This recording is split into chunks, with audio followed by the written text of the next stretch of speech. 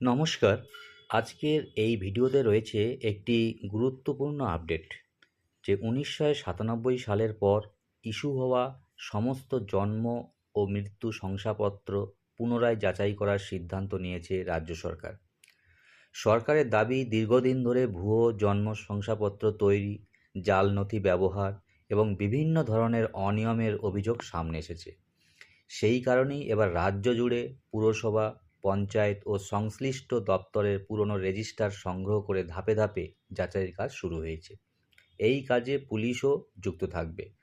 খবরে জানানো হয়েছে ১৯৯৭ সালের পর পঞ্চায়েত এলাকায় এবং ২০০০ সালের পর পুরসভা এলাকায় ইস্যু হওয়া জন্ম ও মৃত্যু শংসাপত্র বিশেষভাবে খতিয়ে দেখা হবে।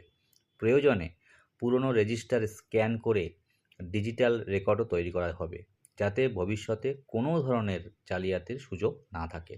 এছাড়াও জন্ম ও মৃত্যু শংসাপত্র দেওয়ার ক্ষেত্রে জনপ্রতিনিধিদের পরিবর্তে প্রশাসনিক আধিকারিকদের ভূমিকা আরও বাড়ানো হবে, যাতে পুরো প্রক্রিয়াটি আরও স্বচ্ছ, নির্ভুল এবং আইনি নিয়ম মেনে সম্পন্ন হয়। তবে একটা বিষয় পরিষ্কার করে বলে দরকার যে এই সিদ্ধান্তের অর্থ এই নয় যে সাধারণ মানুষের বৈধ জন্ম বা মৃত্যু শংসাপত্র বাতিল হয়ে যাবে। সরকারের উদ্দেশ্য হলো ভুয়ো নথি চিহ্নিত করা এবং ভবিষ্যতে এমন অনিয়ম বন্ধ করা। এই বিষয়টি নিয়ে আপনার মতামত কি? কমেন্ট করে অবশ্যই জানান। ভিডিওটি ভালো লাগলে লাইক, শেয়ার এবং ফলো করতে ভুলবেন না।